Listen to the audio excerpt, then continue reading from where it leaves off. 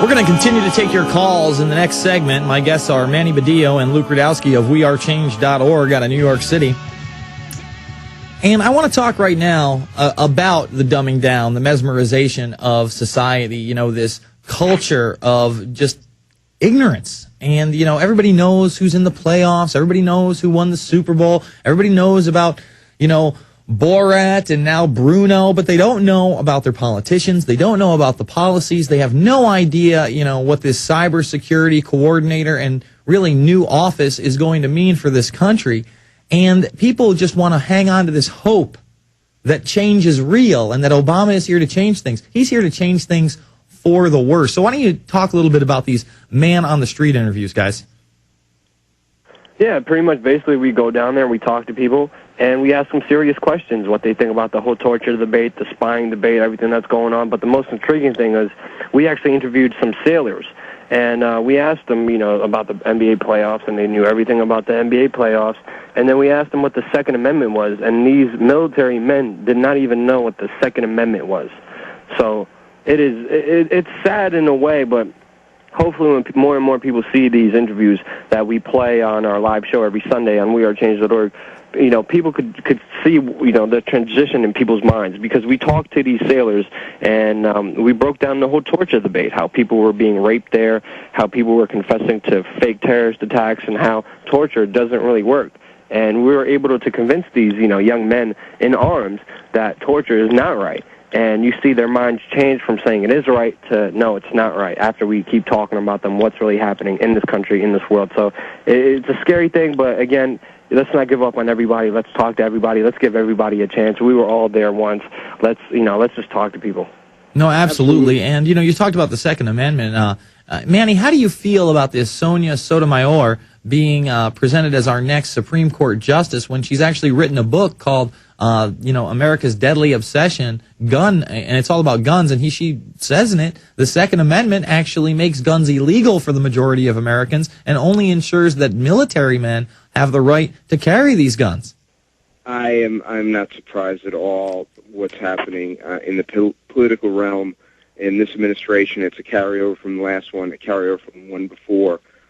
We have a very corrupt government right now, and the dumbing down that's happened in our society, which we're discussing, has contributed to the fact that these criminals and, you know, these corrupt people can get into power or even be, you know, given the opportunity to be in a position of power, because we're not fully aware of what's happening. I'm telling you, it hurts when I'm down at ground zero, and I'll scream out more things, such as like, why do we know more about the Simpsons than we know about our own Constitution, and why do we laugh at that?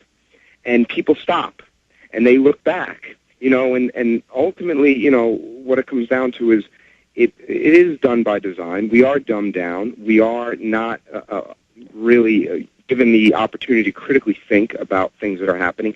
This is the whole issue with my uncle's murder. This is the whole issue with the mass murder that took place close to 8 years ago of 3,000 innocents. People don't even know 3 towers collapsed. People don't know how many hijacked planes there were, because really we're just made fat and happy and entertained in this country, and we don't sit down and we don't, you know, go deeper into the issues because we're just told everything. And what we need to do is we need to be able to go further. We need to communicate with people. We need to read. We need to be able to critically think and go further into what's happening. And I really felt as if perhaps Senator Gillibrand has that in her, to be able to take a look at this study, to be able to maybe consider more about what the family members are going through, and what really all concerned citizens of this country who know that we were lied to about 9/11 on whatever level are able to do that. And that's so important that takes place. Well, you know, we're just talking about how people are so ignorant to what really went on 9/11. They don't know that 3 towers collapsed. They can't tell you how many planes were actually hijacked. And one of the most compelling parts of the IFC film to me, New World Order, whether you loved it or hated it, was the part where it felt like the filmmakers may be turning, if you will, on the young blonde man who was down in Louisiana. I think he was in New Orleans. That's Jackson. Yes, Jackson. And he was, you know, he just had 9/11 Truth. He was handing out flyers. He's handing out films, trying to talk to people. And 2 people who worked in the Pentagon just started laughing at him. They addressed the camera. Are you believing this, folks? Let me speak to the audience. And you really think, wow, I can't believe they're doing him like this. And then he turns around and he says, can you tell me who one hijacker is? And both military guys just stand there with a blank face. And these guys can't even name Muhammad Atta, for God's sakes. And they're the ones supposedly defending the country against terror? Give me a break. We're coming back after this. Luke Rudkowski, Manny Badillo, wearechange.org. Go check out our websites, prisonplanet.tv and Infowars.com. Do you understand how dark it is? How far down the line we are? How late it is?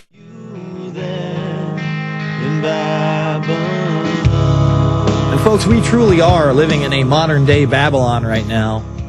People more concerned about their iPhones, their flat-screen televisions, their hip and trendy clothing, wearing Ed Hardy gear, than they are about their own government, their own society, their own economic state. The fact that the North American Union is closer than ever. The fact that the internet is about to be regulated on a level never seen before, ever since its inception. And we really have to take our heads out of the sand, stand up, and have the will to fight back. We're going to go to Stephen, John, Carl, Chris, and possibly more in this segment. But I want to go to Luke Rudkowski and really get his take on the IFC New World Order film, which he's featured in.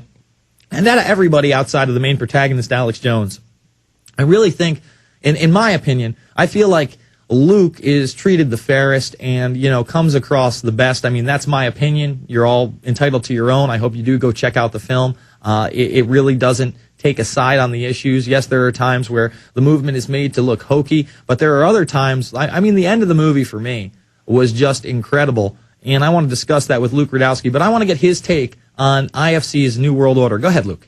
I mean, I think that movie was as fair as it could be. They tried to do it as fair as they could be. They had the little shots in there against Alex and all that. But talking to the filmmakers and extensively trying to get to understand what they were doing, they just tried to open up the debate, and that's exactly what this movie did. It didn't talk about, if this is wrong or right. It just showed the people the real emotions, how we really believe in this and we really care about this.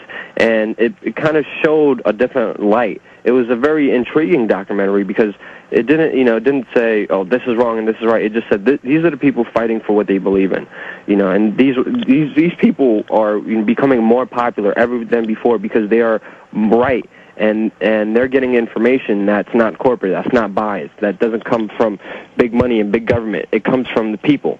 And I think it was sort of fair, and it was very intriguing, to say the least. And at the very end, and I don't want to ruin it for people, but the gentleman I was discussing about earlier, this really sweet, blonde young man who's doing all he can to try to wake people up to not only 9/11 truth, but this globalist agenda in general. He tells the camera right at the very end, he's like, you don't understand how real we are, as he cries.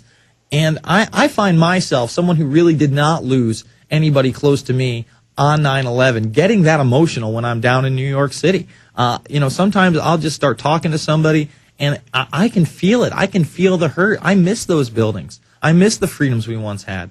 I'm not happy with the fact that we're still entrenched in a global war in the Middle East that is seeing no end in sight. I mean, we just appropriated $83 billion more for that. Obama talks about shutting down Guantanamo Bay. Well, out of that $83 billion, we could have shut it down if we wanted to. It's all rhetoric. It's all Johnny nonsense. And, I want to talk to you about that, Manny. How do you feel, almost 8 years later, that this war on terror is still going on stronger than ever? I'm taken back still. I am. I think more and more of us are getting away from the trauma that all of us were put through, especially with family members when it comes to the loss of our loved ones, and we're better able to see what's happening. And ultimately, there is a huge issue when it comes to those who really know what happened with my uncle and 3,000 others, neighbors, friends of mine, and what we were told by our government. So what it has to happen is there has to be the ability for people to look at things more objectively, and people could do that now because the trauma has been been taken off a bit. So when I hear about, what's happening in, politics and what have you, and I always hear 9/11 mentioned, going back to 9/11 or on the corporate media or what have you, in the, newspapers and what have you, there's still no discussion about the case, the crime that was committed. Okay? What happened was that 3,000 people were mass murdered, and there still has not been an honest investigation with subpoena power. And when you bring that to people and you mention that so many family members' questions weren't answered, the subpoena power that the 9/11 Commission had